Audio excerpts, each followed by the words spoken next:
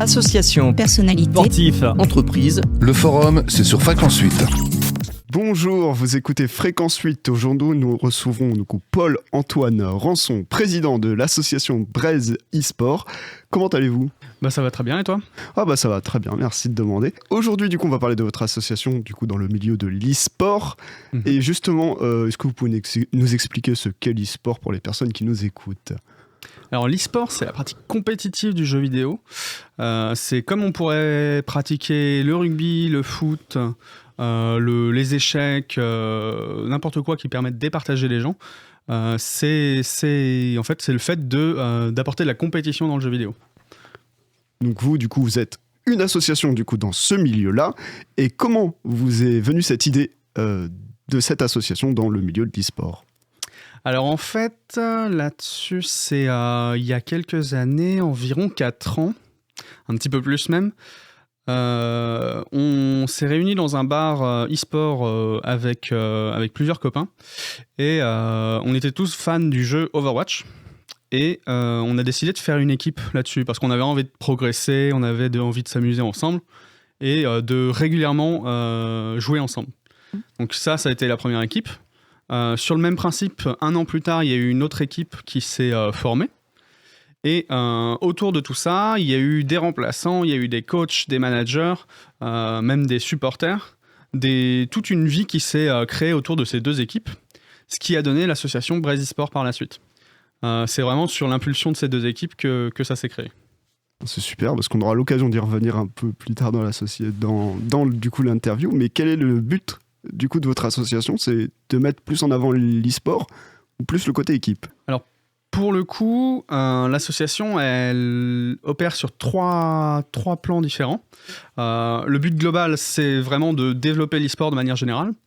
Et là-dessus, on agit sur de l'accompagnement de projets e-sportifs dans un premier temps. Donc ça veut dire accompagner des équipes, accompagner des gens qui veulent devenir managers, coachs, commentateurs, apporter du contact, créer des tournois, ce genre de choses. Tout ça, c'est des projets e-sportifs, mais à tout niveau. Donc ça peut autant être à niveau amateur où je veux trouver 4-5 copains avec qui jouer régulièrement que dans 2 ans, en fait, je veux être semi-pro sur tel jeu. Et du coup, on essaye d'aider on aide à accompagner ces projets. Pour que ça aille dans le bon sens. Donc ça passe par de la structuration, du management, du conseil, de la mise en contact. Voilà, ça, c'est la première action. Ensuite, on fait du lien social autour du jeu. Donc là-dessus, ça va être des ateliers par enfants, des soirées jeux dans un bar ou autre, ce qu'on appelle des viewing parties. Ça, c'est de la diffusion de matchs e-sportifs avec barbecue, bière, comme on pourrait le faire devant un match de rugby. Tout ça, plein de petites actions à droite à gauche pour favoriser le lien social autour du jeu, créer de la convivialité. Et dernière action, on sensibilise à ce que c'est l'e-sport, à ce que c'est le jeu vidéo et à la santé dans ces milieux-là. Justement, est-ce que vous pouvez nous en dire un petit peu plus sur le niveau santé et jeux vidéo ? Alors la santé, malheureusement, c'est un milieu qui est très très délaissé à la plupart des niveaux. Il y a vraiment un niveau professionnel dans le jeu vidéo et dans l'e-sport que l'on s'en inquiète vraiment parce qu'on s'est aperçu que en fait c'est une vraie difficulté et que mine de rien en fait la plupart des blessures qui peuvent y avoir c'est au bout de beaucoup d'années de jeu, d'entraînement et autres. Il y a une grosse prévalence chez les gamers. On s'en inquiète surtout à niveau pro, mais ça arrive aussi à niveau amateur, à niveau semi-professionnel, et même aussi en bureau aujourd'hui, puisque c'est le même type de position qu'on prend quand on est au bureau et quand on joue généralement.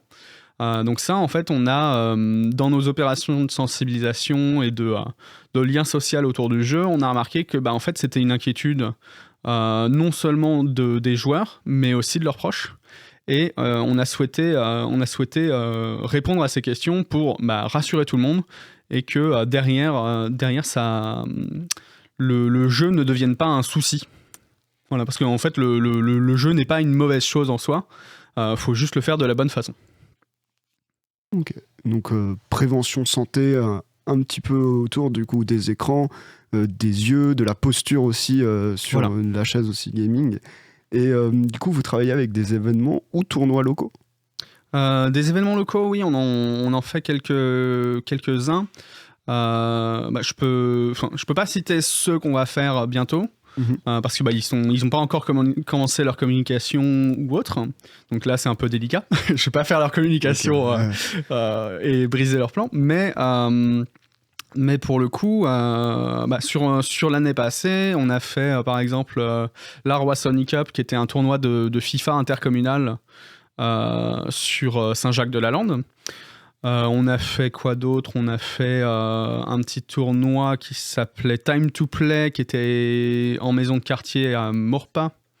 Qui là aussi, c'était plus un tournoi de quartier. On a fait plusieurs fêtes du jeu à droite à gauche. On œuvre sur des petits ateliers aussi, ce genre de choses. Voilà. Et du coup, votre association va du coup travailler avec des événements. Vous pouvez pas dire les dates, mais au moins ce sera en 2024. Oui, voilà. Au moins. Côté avril-mai, Okay. on a déjà des trucs qui arrivent, et même un petit peu après aussi. Ok, voilà. C'est super intéressant.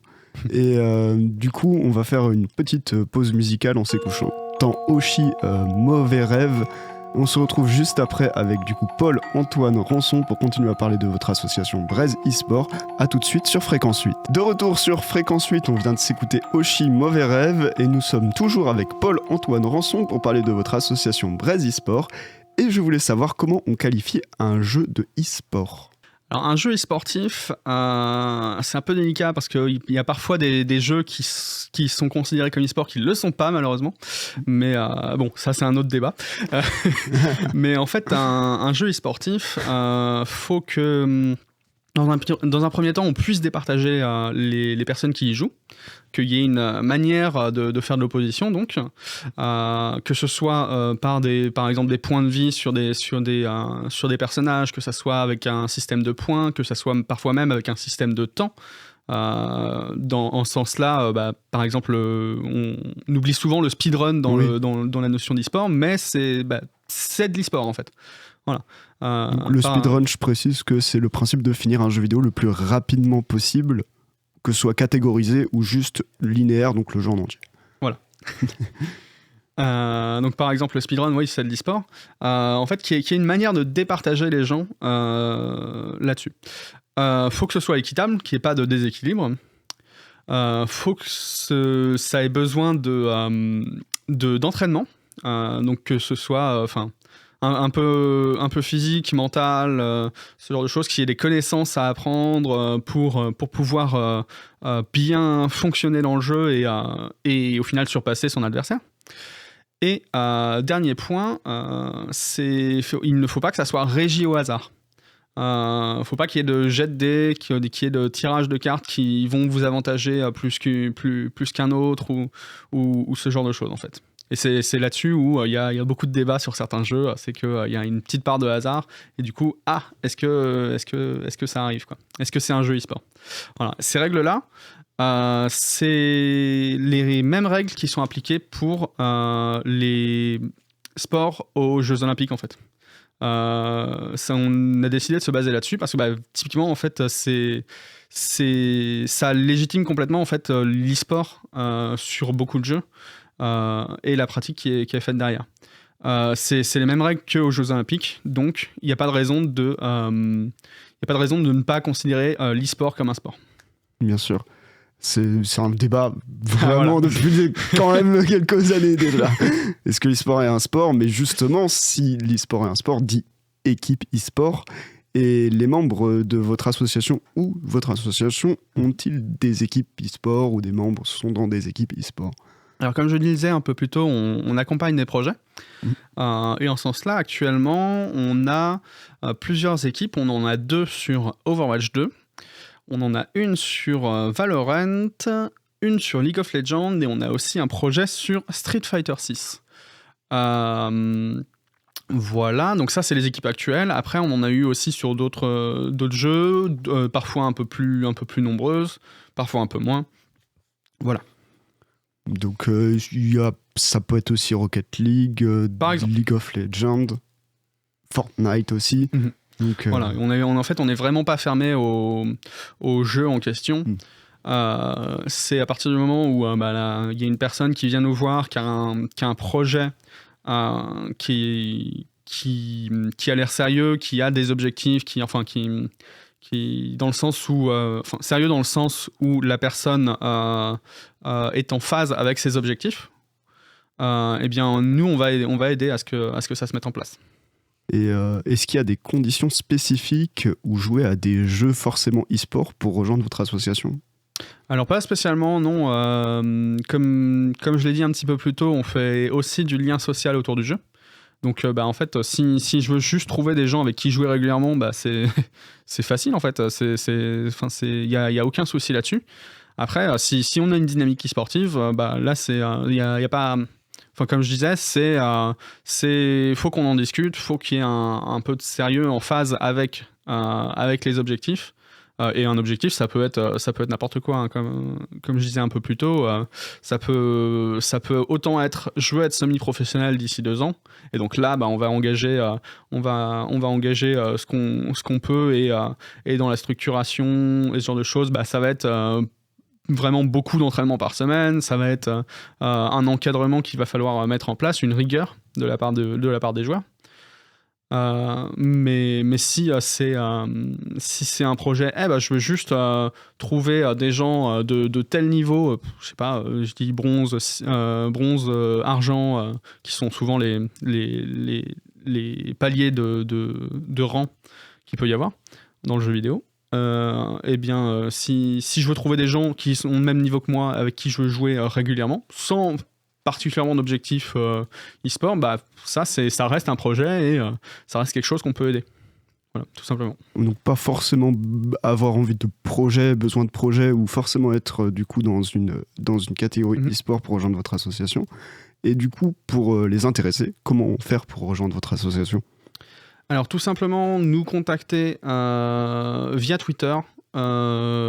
C'est là où on va pouvoir trouver nos premiers liens, donc que ce soit notre adresse mail, notre Discord, qui sont les deux façons les plus faciles de nous contacter.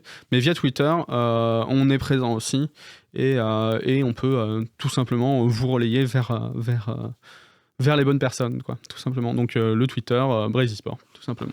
Donc merci Paul-Antoine Rançon, c'était un plaisir de vous recevoir pour du coup Braise eSport. Et moi je vous souhaite une bonne journée sur Fréquence 8. Association, personnalité, sportif, entreprise. Le forum, c'est sur Fréquence 8.